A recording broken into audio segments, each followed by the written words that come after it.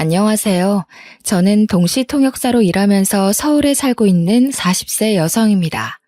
오늘 저는 결혼 후에 겪은 어이없는 일을 말씀드리려고 합니다. 사람이 살다 보면 생각하지 못했던 뜻밖의 상황과 마주치는 일이 흔히 있습니다. 믿었던 사람에게 뒤통수를 맞기도 하고 설마가 사람 잡는다는 말처럼 방심하고 있다가 허점을 찔려서 망하기도 하죠. 제가 그런 경우에 속합니다. 두 여자에게 연이어 뒤통수를 호되게 맞았고 그 결과 인생이 파탄나기 일보 직전까지 몰리게 되었죠. 설마 사람이 어떻게 그런 짓까지 하겠어 라고 생각하며 믿고 방심했기 때문입니다.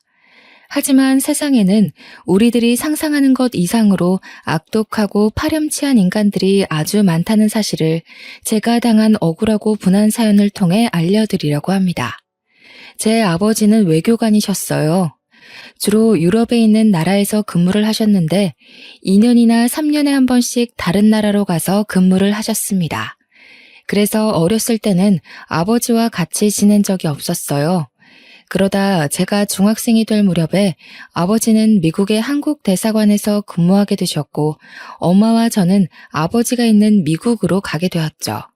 그때부터 아버지가 한국의 외교부로 발령이 나서 귀국할 때까지 5년간을 미국에서 살게 되었어요.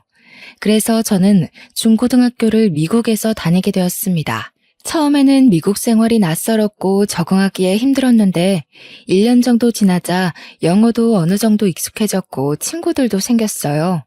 미국의 문화에 적응을 하고 보니 아주 자유로워서 한국보다 좋았습니다. 다만 여전히 남아있는 인종차별과 밤거리를 절대 여자 혼자 다니면 안 된다는 걸 제외하면 말이에요. 중학생이 되어서 시작한 유학생활이었지만 저는 영어를 빨리 배웠습니다. 보통은 초등학교 저학년 때 유학을 와서 영어를 배운다고 하잖아요. 중학생이 되면 이미 늦어서 영어를 빨리 배우지 못한다고 하던데 저는 언어를 배우는 감각이 남달랐는지 1년 만에 영어를 스펀지처럼 빨아들여서 의사소통에 전혀 문제가 없는 수준이 되었어요. 부모님도 저의 탁월한 언어 감각을 보시고 아주 좋아하셨습니다. 소희는 다른 애들보다 영어를 빨리 배우는 것 같구나. 네 실력이면 여기서 대학을 다녀도 아무 문제 없겠어.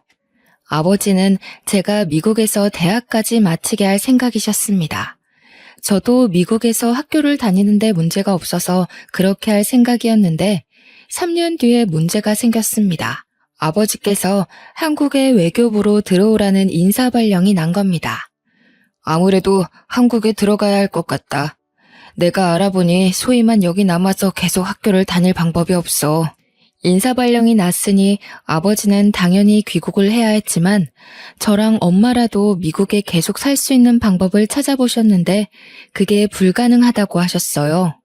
그래서 결국 아버지를 따라 한국으로 돌아와야 했습니다. 미국에 처음 정착했을 때처럼 차별받을 일이 없을 줄 알았는데 한국에 와서 고등학교를 다니면서 문제가 생겼습니다.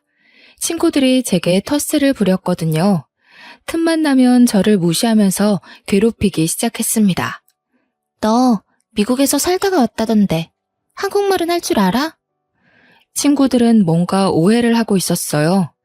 미국에서 5년만 살다 온 건데 저를 아예 외국인 취급하고 있었습니다. 아버지 때문에 한국으로 유학을 왔다고 생각하는 것 같길래 제가 해명해 보았지만 친구들은 저를 자기들과는 다른 부류로 생각하고 거리를 뒀습니다. 제가 있으면 제 영어 발음을 흉내내면서 놀려댄 적도 있었어요. 야, 오늘 담탱이 몰래 야자 빼고 땡땡이 치자. 이런 건 영어로 어떻게 말해? Let's go 땡땡. 이러나? 너 영어 잘하잖아. 빨리 말해봐. 이런 식으로 이상한 질문을 할 때면 저는 대답하지 않고 무시했어요. 그런데 친구들은 자기들을 무시하면서 잘난 척한다고 화를 내더라고요.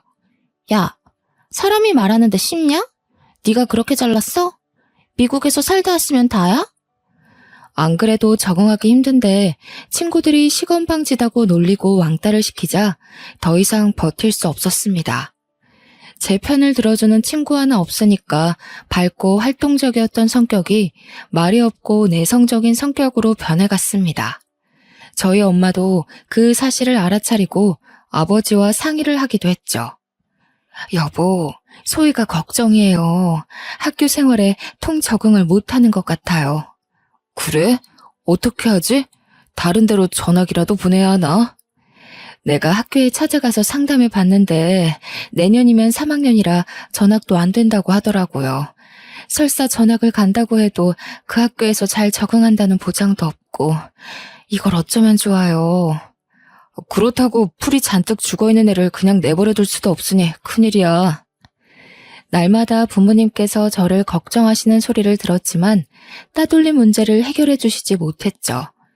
힘들어도 참고 견디면서 졸업을 하는 것 외에는 다른 방법이 없었습니다.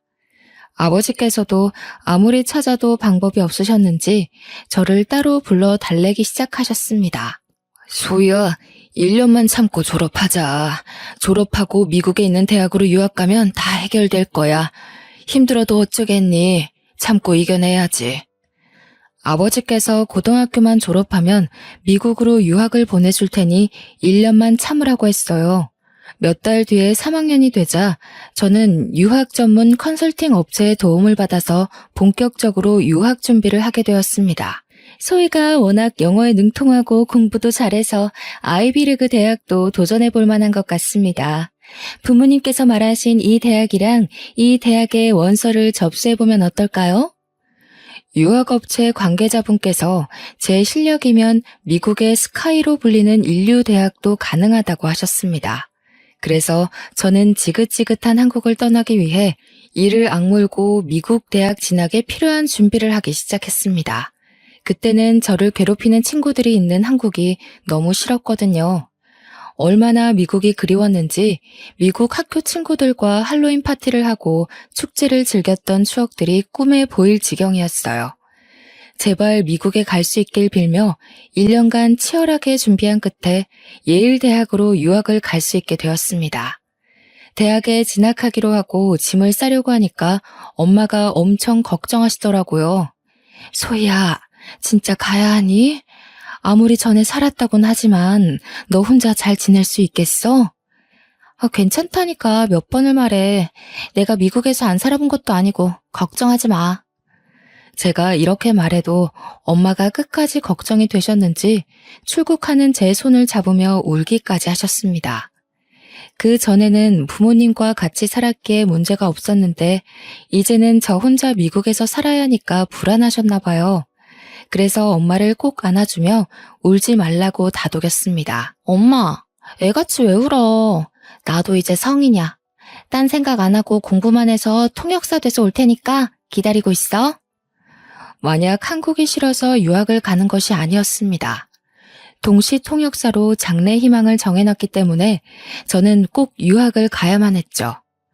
유학 전문업체 담당자도 유학 신청 서류에 장래 희망을 적어주면 붙을 확률이 높아진다고 하더라고요.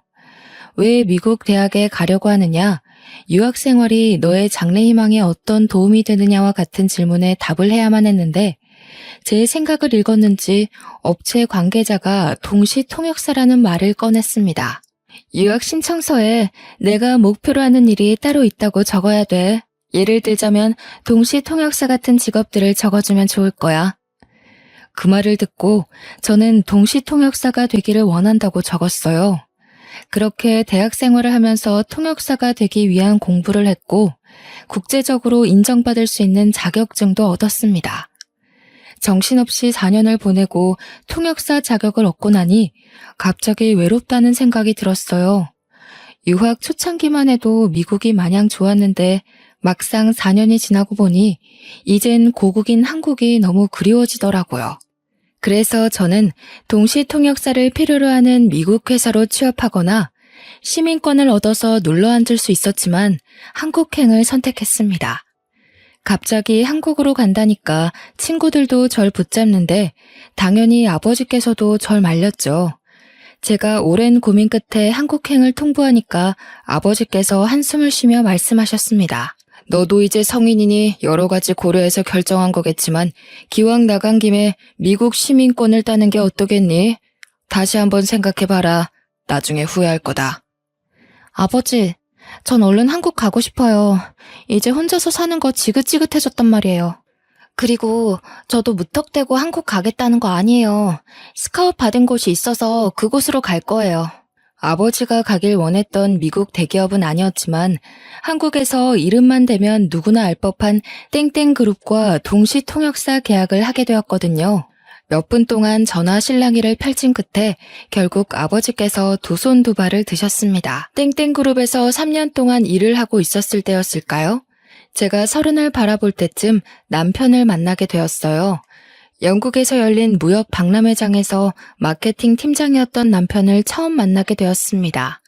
정말 잘생기고 키도 훤칠한 게 여자들한테 인기가 많을 것 같더라고요. 보는 순간 호감이 들어서 남편과 눈이 마주치자마자 웃으며 인사했습니다. 남편도 저를 보고 환하게 미소 지으며 예의 바르게 인사해 주었죠. 안녕하세요. 정철민이라고 합니다. 잘 부탁드려요. 네, 반가워요. 제가 들으니까 미국에 있는 대학을 나오셨다고 하던데 맞나요? 네, 몇 년 동안 미국 물 좀 먹었습니다. 혹시 어느 대학 나오셨나요? 예일대학에서 경영학 공부를 했어요. 어머, 저도 그 대학 나왔어요. 정말요? 여기서 유학 동창을 만나다니 더 반갑네요. 전공이 달라서 몰랐는데 남편과 제가 동창이었더라고요. 그걸 계기로 저희는 빠르게 가까워졌습니다. 틈나는 대로 사적인 대화도 많이 나누고 전화나 문자도 자주 나누었죠. 박람회가 끝날 무렵 남편이 제게 먼저 대쉬를 하기도 하였습니다. 소희씨, 이번 회의 때 동시통역을 아주 잘해주셔서 감사합니다. 제가 밥 한 끼 사드리고 싶은데 한국에 돌아가서도 연락드려도 될까요? 네, 물론이죠. 언제든지 연락 주세요. 남편과 대화가 너무 잘 통해서 남편에게 연락이 안 와도 제가 해볼 생각이었습니다. 하지만 한국으로 귀국한 뒤에 여러 국제 행사를 따라다니느라 남편에게 연락해볼 시간이 없었죠. 그런데 어느 날 남편에게서 문자가 한 통 왔습니다. 저녁을 먹자는 제안을 하길래 반가운 마음에 얼른 약속을 잡았는데요. 제가 잠깐 시간을 내서 밥만 먹고 헤어졌는데 며칠 뒤에 바로 연락이 왔습니다. 소희 씨, 요즘도 바쁘시나요? 요즘 이상하게 소희 씨 생각이 나네요. 밥은 잘 챙겨 먹고 다니시는 거 맞나요? 저도 남편에게 호감이 있었지만 남편이 저에게 더 호감이 있는 눈치였습니다. 그때부터 거의 매일 제게 문자와 톡을 보내길래 저도 마음이 더 깊어지기 시작했죠. 남편이 틈만 나면 어떻게 지내는지 뭐 하는지 묻다가도 보고 싶다고 하면서 저에 대한 속마음을 솔직하게 드러냈습니다. 해외 유학파 출신의 외모도 괜찮고 잘 나가는 대기업 팀장이 이렇게 적극적으로 나오는데 어느 누가 안 넘어갈까요? 하지만 제가 너무 바빠서 관계가 빠르게 진행되지 않았습니다. 몇 달이 지나고 나서야 남편이 정식으로 사귀자는 말을 꺼내더라고요. 이제 소희 씨도 제 마음 알 거라고 생각해요. 우리 진지하게 교제하면서 결혼까지 생각해봐야 하지 않을까요? 남편도 그렇고 저도 적은 나이가 아니라서 남편과 결혼을 전제로 만나보고 싶었습니다. 하지만 저희 둘 다 국제적인 업무를 맡고 있어서 한국에 있는 시간보다는 외국에 나가 있을 때가 더 많았죠. 1년간 연애를 하면서 같이 보낸 시간은 얼마 되지 않아서 결혼 이야기가 나오는데 많은 시간이 흘렀습니다. 그러다 그가 국내 업무를 맡게 되었을 때 제게 프로포즈를 했습니다. 30대 중반에 들어서니 결혼 문제를 더 이상 미룰 수 없겠더라고요. 남편과 몇 개월 만난 것도 아니고 3년 정도 교제했으니 결혼할 때가 왔다고 생각했습니다. 그래서 결혼을 허락받으려고 시댁에 찾아갔죠. 시어머니께서는 저를 보자마자 매우 마음에 들어 하셨어요. 우리 며느리가 동시통역사라고 했니? 동시통역사 며느리면 우리 아들한테 아주 딱이지. 그래, 결혼식은 언제 올릴 거니? 시어머니께서 저를 좋아하신 만큼 저도 시어머니의 말투와 성격이 마음에 들었습니다. 말하는 품격만 봐도 교양이 온몸에서 줄줄 흐르는 세련된 사모님이었거든요. 저를 보자마자 칭찬을 너무 많이 해주셔서 몸둘 바를 몰랐습니다. 철민이 덕분에 해외 유학파 며느리를 다 보게 되는구나. 이런 며느리가 우리 집안에 들어오다니 가문의 영광이 따로 없다. 가문의 영광이라뇨. 저 받아주시면 제가 더 감사하죠. 나는 우리 철민이랑 얼른 결혼했으면 좋겠는데 사돈이 싫어하면 어쩌니? 딸 아깝다고 우리 아들 내치는 거 아닌가 몰라. 아니에요. 저희 부모님도 좋아하실 거예요. 실제로 저희 부모님도 남편이 마음에 쏙 든다고 하셨거든요. 시어머니를 처음 본 날만 그런 게 아니라 정식으로 잡은 상견례 자리도 화기애애한 분위기에서 진행되었습니다. 집안에 돈도 많지 시어머니께서는 저를 너무 좋아해 주시는 교양인이지 시아버지가 안 계신 것만 빼면 완벽한 집안이었습니다. 연애를 하면서 남편은 부모님이 이혼했다는 말은 했지만 왜 이혼을 하게 되었는지는 말해주지 않았어요. 신뢰가 될 거라고 생각하고 묻지 않았는데 결혼을 하고 나자 남편이 그 내막을 털어놓았습니다. 여보, 우리 아버지 말이야. 사실은 바람이 나서 이혼하신 거야. 뭐? 시아버지께서? 남편 말로는 아버님께서 아주 잘 나가는 사업가셨고 계열사를 5개나 거느리고 있는 작은 그룹의 회장이었다고 합니다. 그런 시아버지의 한 가지 약점은 여자를 너무 밝힌다는 것이었죠. 더 기가 막힌 사실은 시아버지께서 먼저 불륜 사실을 털어놓았다는 거예요. 여보, 이제 우리 철민이도 다 컸으니까 이제 정리하자. 진심으로 사랑하고 같이 살고 싶은 사람이 생겼어. 뭐라고요? 당신 미쳤어요? 다른 여자랑 살 거니까 이혼하자는 거예요? 시아버지께서 언제부터 누구랑 불륜을 저지르고 있었는지 아주 당당하게 털어놓았다고 해요. 하지만 어디 이혼이 그리 쉽나요? 시어머니가 남편 결혼시키기 전까지 이혼 못한다고 하니 시아버지께서 놀라운 제안을 꺼내놓았습니다. 이혼하자. 내가 가지고 있는 회사 중에서 가장 괜찮은 회사 줄 테니까 그걸로 퉁치자고. 회사 하나를 시어머니께 줄 테니 골치 아프게 위자료 소송 같은 거 하지 말고 조용히 끝내자고 하셨답니다. 시어머니께서 화를 내시면서 헛소리 말라고 무시하니까 시아버지께서 집에 들어오지 않으셨다고 하죠. 남편하고 동갑인 이때 어린 내연녀에게 완전히 홀려서 이미 마음이 떠났는데 어쩔 수 없었다고 합니다. 소송해봐야 돈만 많이 나가고 동네에 소문만 나니 시어머니께서 회사만 받고 모든 관계를 정리했다는 겁니다. 그 회사를 시어머니께서 맡아서 운영하고 계시지만 나중에는 남편이 이어받을 거라고 하더라고요. 제가 왜 말하지 않았냐고 물으니 남편이 미안하다는 말과 함께 이렇게 말하였습니다. 어느 집안이나 감추고 싶은 흑역사가 있잖아. 그래서 말 안 했던 거야. 당신은 이해해 줄 수 있지? 그래, 요즘 이혼하는 사람들이 한둘이 아니잖아. 우리 삼촌도 이혼했는데 잘만 살고 계시더라. 나는 이혼에 편견 없어. 오히려 시아버지께서 스스로 떠나줘서 다행이라고 생각했죠. 바람을 피운 남편 덕분에 사업가가 된 시어머니께서 집안 살림에 큰 보탬이 돼주셨거든요. 그래서 저는 결혼 후에도 통역사 일을 계속하면서 커리어를 쌓아갔습니다. 그렇게 3년이 지나갔고 미국에서 국제회의를 마치고 돌아왔는데 엄청난 사건이 터지고 말았습니다. 일주일 전에 남편이 교통사고를 당해서 세상을 떠났다는 충격적인 소식에 기절을 할 뻔했죠. 시어머니는 아직도 그날 일이 믿어지지 않는다고 하셨습니다. 회사에서 퇴근하고 집으로 온다는 전화가 마지막이었어. 몇 시간을 기다려도 오지 않아서 마음이 불안했는데 병원에서 전화가 왔더라고. 트럭하고 정면으로 부딪히는 바람에 병원에 왔을 때는 이미 이 세상 사람이 아니었대. 아이고, 불쌍한 내 새끼. 어쩌다 그런 봉변을 당해서. 시어머니는 제게 자초지종을 설명해 주시면서 울음을 터뜨리셨습니다. 제가 외국에 있으니 연락도 하지 못하고 장례를 치렀다고 하시더라고요. 저는 졸지에 남편의 임종을 지키지도 못하고 장례식 자리에도 늦은 아내가 되어버리고 말았습니다. 급하게 남편의 장례식장에 갔지만 상주로서 역할도 하지 못했습니다. 저 대신 상주로선 시모 옆에 서 있기만 했는데요. 제가 금방이라도 쓰러질 것 같으니까 어머님께서 집으로 가라고 했습니다. 충격을 받아 머리도 어지럽고 토할 것 같아서 집에는 가지 않고 잠시 화장실에 다녀왔을 때였습니다. 시어머니께서 시누이랑 이야기를 하고 있더군요. 일부러 들으려고 한 건 아닌데 목소리가 워낙 커서 들어가자마자 바로 들렸습니다. 그래, 내가 알아보니까 당사자가 죽었어도 불륜으로 소송 걸면 걸린다는 거야. 그러니까 민철이가 만나던 여자가 있었다는 걸 절대 알게 하면 안 돼. 맞아.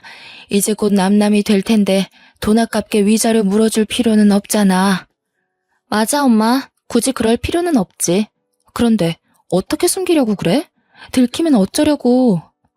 어머님께서 도대체 무슨 말씀을 하시는 걸까요? 시어머니의 말을 듣고 소름이 돋고 말았습니다.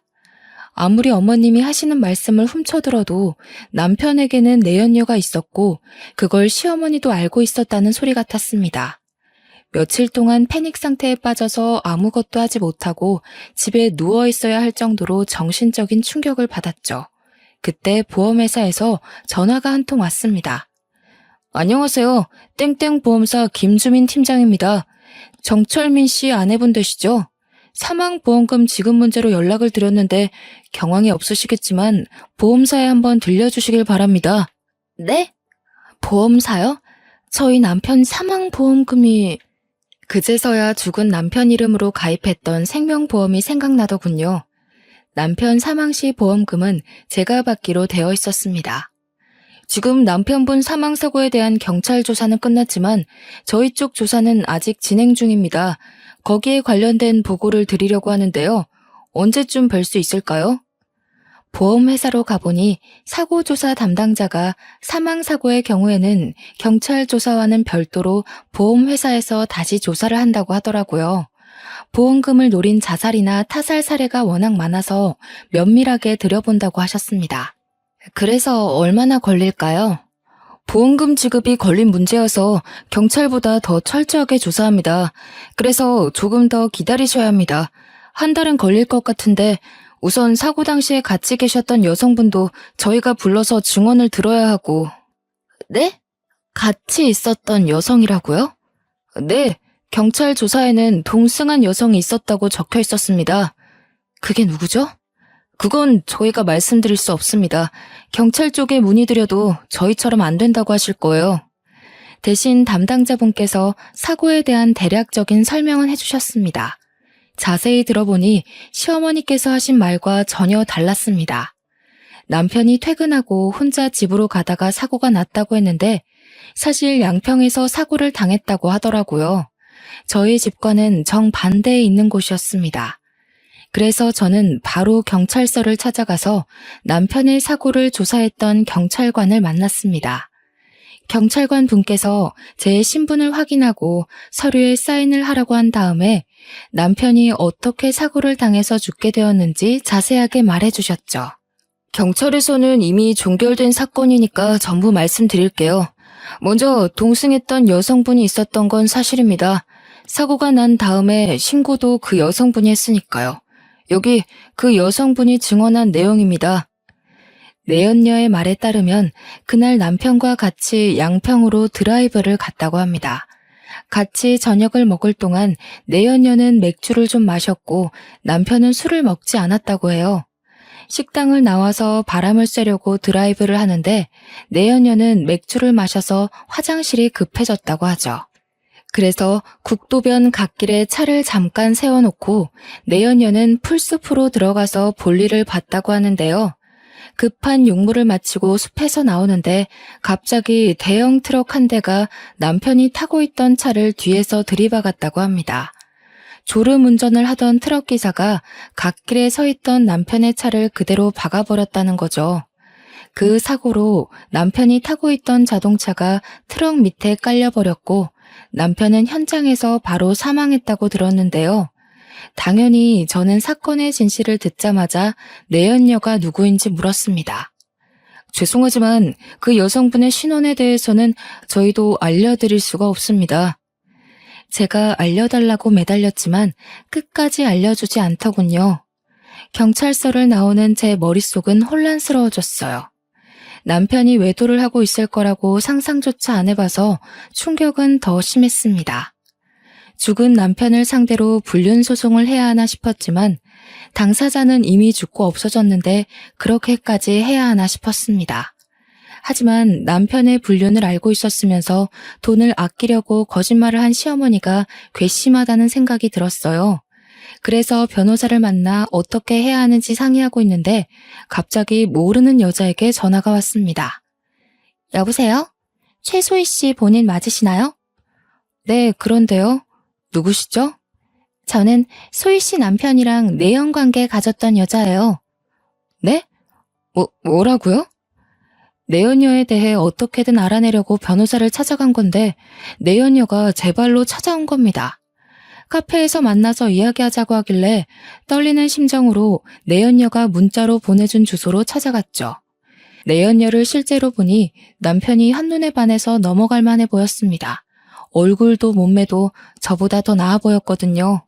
하지만 성격은 어찌나 고약한지 절 보자마자 재수없는 소리를 해댔습니다.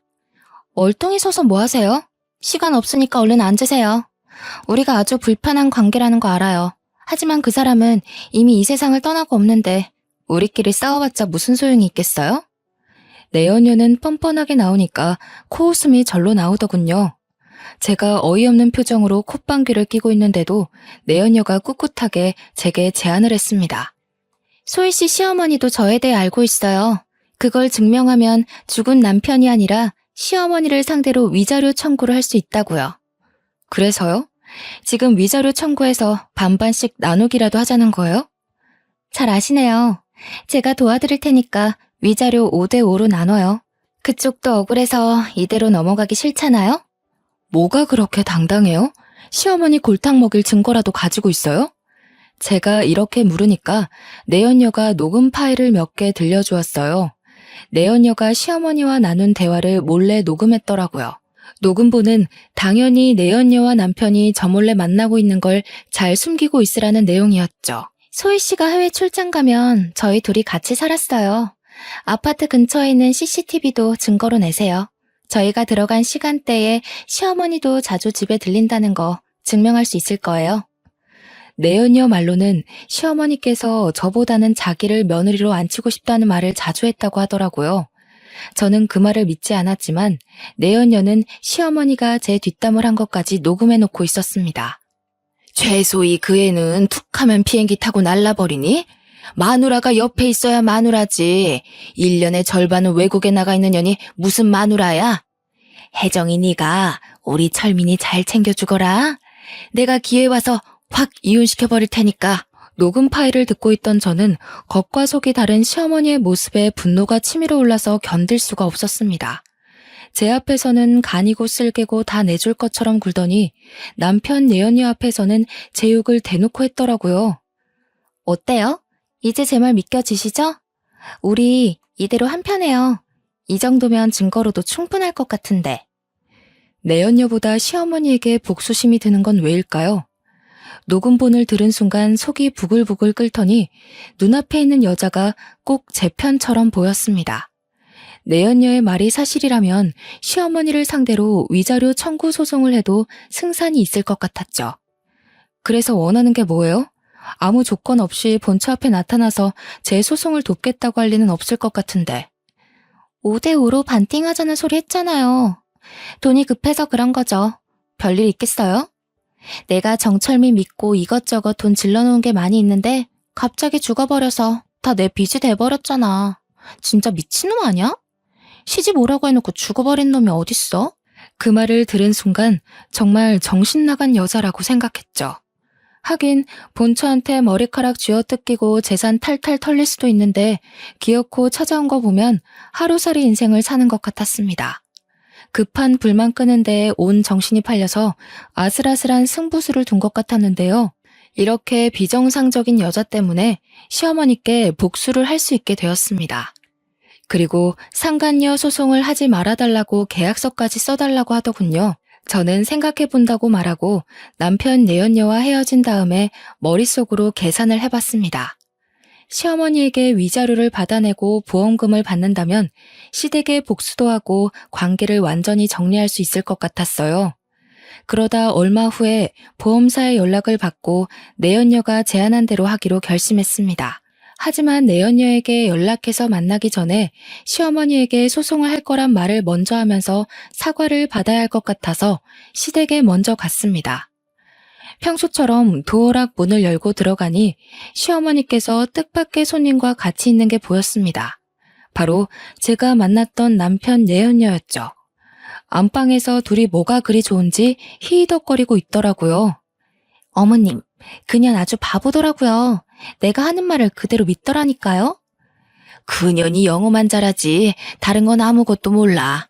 아들이 바람을 피우다가 죽었는데 엄마한테 위자료 달라고 하는 법이 세상에 어디 있겠니? 저는 그년이 당장 상간녀 소송한다고 난리를 칠까봐 얼마나 조마조마했는지 몰라요. 얼른 계약서 받아내야 할 텐데 걱정이야. 곧 받아낼 수 있을 거다. 내가 말했잖아. 세상 물정이라고는 모르는 등신이라고. 어떠냐? 내가 시키는 대로 하길 잘했지? 네, 어머님은 정말 머리가 잘 돌아가세요. 이제 계약서만 받아내고 보험금만 빼내면 끝이니까 서두르자고요. 담당 설계사가 이제 조사 끝났다고 연락 왔어요. 그냥 민증만 가지고 가면 돼요. 둘의 말을 들은 저는 어이가 없고 기가 막혀서 맥이 탁 풀리고 말았습니다.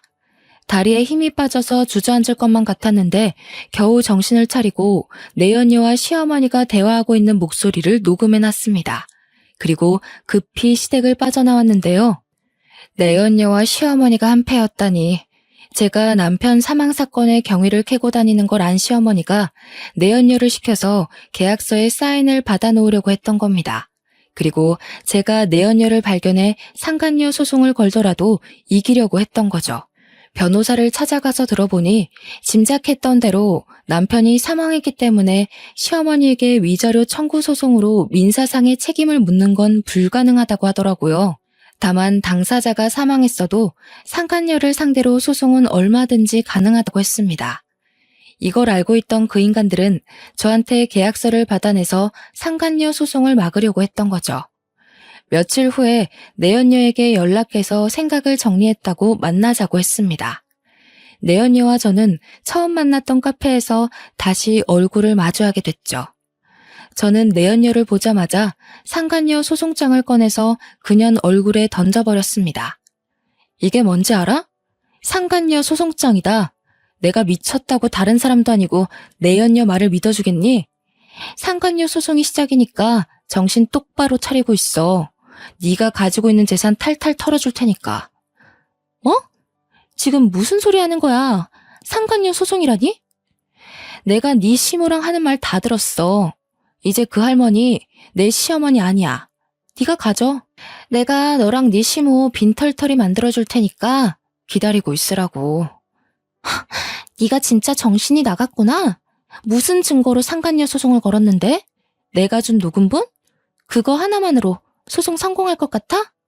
그래, 이 멍청한 거사. 내가 친히 네 시어머니랑 작당한 것도 녹음해놨으니까 각오하고 있으라고. 내연녀가 저를 향해 쌍욕을 내뱉길래 내연녀가 상황 파악을 할 수 있도록 찬물을 얼굴에 부어주었습니다. 그리고 집에 와서 서랍장을 뒤져보니 제 주민등록증이 없어져 있더라고요. 시어머니가 가지고 간 게 분명했습니다. 그 길로 바로 경찰서로 가서 시어머니와 내연녀의 대화를 녹음한 파일을 제출하고 둘을 문서 위조와 사기 혐의로 고발했습니다. 시어머니는 남편의 사망보험금을 가로채려고 보험 설계사와 짜고 서류를 위조하고 제 신분증을 훔쳐서 내연녀가 제 행세를 하도록 만들었더라고요. 위조죄로 깜빵에 보내겠다고 하니 시어머니가 제 집까지 찾아왔습니다. 억울하다며 펄쩍 뛰길래 경찰을 부른다고 했죠.